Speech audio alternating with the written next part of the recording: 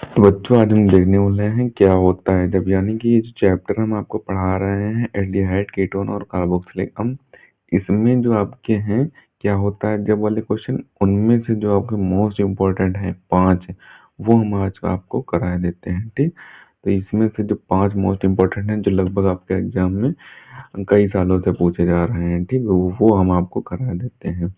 पहला उनमें से जो है वो है फॉर्मेल्डिहाइड की अभिक्रिया अमोनिया यानी कि NH3 के साथ कराई जाती है। तो आपका क्या होता है, यानी कि जब फॉर्मेल्डिहाइड की अभिक्रिया अमोनिया के साथ कराई जाती है तो आप क्या होता है जब फॉर्मेल्डिहाइड की अभिक्रिया अमोनिया के साथ कराई जाती है। ठीक, तो यहाँ पे हमने फॉर्मेल्डिहाइड ले लिया है, अमोनिया ले ली है।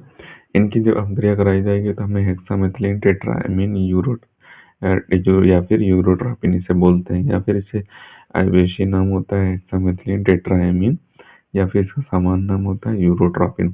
ये हमें प्राप्त होता है और H2O मुक्त हो जाता है।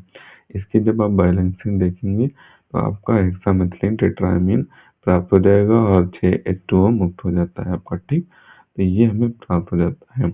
उसके बाद हम देख लेते हैं कि जब हमारी अभिक्रिया कैल्शियम एसीटेट की अभिक्रिया कैल्शियम फॉर्मेट के मिश्रण के साथ कराई जाती है तो हमें क्या प्राप्त होता है।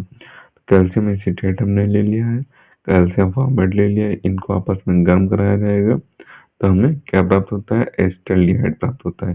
कैसे, CH3COO का होल ट्वाइस Ca, ये आपका कैल्शियम एसीटेट कहलाता है। HCOO का होल ट्वाइस Ca, ये आपका कैल्शियम फॉर्मेट कहलाता है। इनकी जब अभिक्रिया कराई जाएगी, यानी कि इनको जब आपस में गर्म किया जाएगा तो हमें एसिटाल्डिहाइड यानी कि CH3CHO प्राप्त होगा। CaCO का होल थ्राइस मुक्त हो जाता है। ठीक, बैलेंसिंग आपको अपने हाथ से करनी है। ठीक, बैलेंसिंग के लिए आप एक स्पेसिफिक वीडियो देख सकते हैं, यूट्यूब पर पड़ा हुआ है, आप जाकर देख सकते हैं कि बैलेंसिंग आपको कैसे करनी होती है। ठीक, हर हर वीडियो में आपको बैलेंसिंग करके नहीं दिखाया जाएगा, क्योंकि इंटर में बैलेंसिंग आपको आनी चाहिए, तभी आपको इंटर में आप रिएक्शन बना सकते हैं आसानी से। ठीक, वरना अगर आप बैलेंसिंग करने बैठ जाएंगे तो आपके 5 से 10 मिनट बैलेंसिंग करने में और उसे समझने में चले जाएंगे। इतने में आपका 1-2 टॉपिक छूट जाएगा अगर आपने एग्जाम में बैलेंसिंग पर ज़्यादा ध्यान दिया तो। ठीक, उसके बाद हम देख लेते हैं फॉर्मिक अम्ल की अभिक्रिया फेलिन विलियन के साथ कराने पे हमें क्या प्राप्त होता है। तो क्या होता है जब फॉर्मिक अम्ल की अभिक्रिया फेलिन विलियन के साथ कराते हैं, तो फॉर्मिक अम्ल यानी कि HCOO NH4, ये आपका फॉर्मिक अम्ल होता है। इसके अभिक्रिया जब CuO के साथ यानी कि कॉपर हाइपोक्लोराइड बोले या फिर फेलिन विलियन बोले, तो इसके साथ जब कराई जाती है तो हमें कॉपर डाइऑक्साइड यानी कि कॉपर डाइऑक्साइड हमें प्राप्त होता है और NH4 HCO का होल CO3 हमारा मुक्त हो जाता है। ठीक, तो ये हमारा मुक्त हो जाता है, ये हमें प्राप्त होता है, कॉपर डाइऑक्साइड हमें प्राप्त हो जाता है। ठीक, उसके बाद क्या होता है जब एसीटोन का सांद्र H2SO के साथ आचमन कराते हैं। ठीक, ये आपका एग्जाम में बहुत आता है, एसीटोन का सांद्र H2SO4 के साथ आचमन कराइए। ठीक, एसीटोन यानी कि CH3CO का CH3, इसका जब सांद्र H2SO4 के साथ अभिक्रिया कराई जाएगी तो हमें 1,3,5 टेट्रामेथिलीन बेंजीन हमें प्राप्त होगा। ठीक, 1 पे यहाँ पे मेथिल लगा हुआ है, 3 पर मेथिल लगा हुआ है और 5 पर मेथिल लगा हुआ है, तो 1,3,5 ट्राई मेथिल यानी कि 3 पर मेथिल लगा हुआ है, ट्राई मेथिल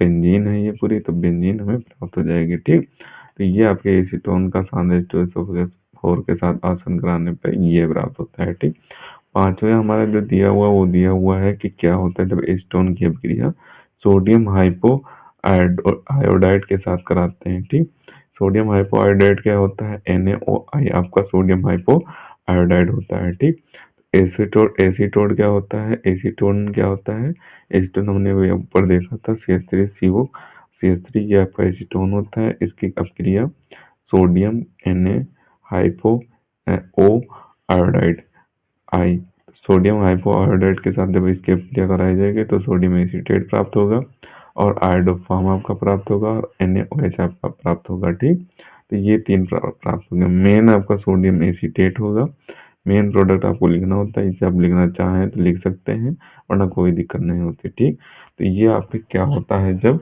इस चैप्टर के जो मोस्ट इम्पोर्टेंट है क्या होता है जब वो वाली अभिक्रियाएं हो गई। ठीक, अगले वीडियो में हम देखेंगे कि कैसे प्राप्त करें इस चैप्टर के जो मोस्ट इम्पोर्टेंट हैं, उनमें से हम 5 छाँट कर आपको दिखा देंगे। उन्हीं 5 में से 1 या 2 आपके एग्जाम में फँस जाएँगे, ठीक?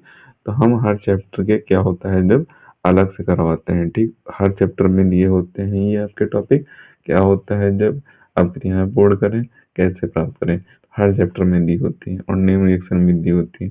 तो वो टॉपिक हम आपको अलग से करवा देते हैं, ठीक? तो इसे आपको अच्छे तरीके से तैयार कर लेना है। अगर आप इसका स्क्रीनशॉट करना चाहें तो कर सकते हैं। बचे हुए पॉइंट का स्क्रीनशॉट करें और जो नीचे पॉइंट दिया हुआ है उसका स्क्रीनशॉट कर लें। तो इसे आपको बेहतर ढंग से और अच्छे तरीके से तैयार कर लेना है। इंपॉर्टेंट है, आपके एग्जाम में आ जाते हैं, लगभग हर बार आपके एग्जाम में ये पूछे जाते हैं, ठीक? तो कहीं से भी आ सकते हैं। आप हर चैप्टर के 5-5, 6-6 जो मोस्ट इंपॉर्टेंट वाले हैं उनको जरूर पढ़ के जाना। और सभी चैप्टर के लगभग जितने चैप्टर हम पढ़ा चुके हैं उनमें क्या होता है, जब वो जो टॉपिक है वो हम हर चैप्टर में लगभग करा देते हैं, ठीक? तो उन्हें आप जाकर देख सकते हैं। तो इन्हें आप अच्छे तरीके से तैयार कर लें। मिलते हैं किसी नए वीडियो में नए टॉपिक के साथ, तब तक के लिए धन्यवाद। और अगर अभी तक आपने हमारे इस चैनल को सब्सक्राइब नहीं किया है तो प्लीज़ सब्सक्राइब जरूर कर लें, क्योंकि हम इसी तरीके से class test related important topic पर वीडियो डालते रहते हैं।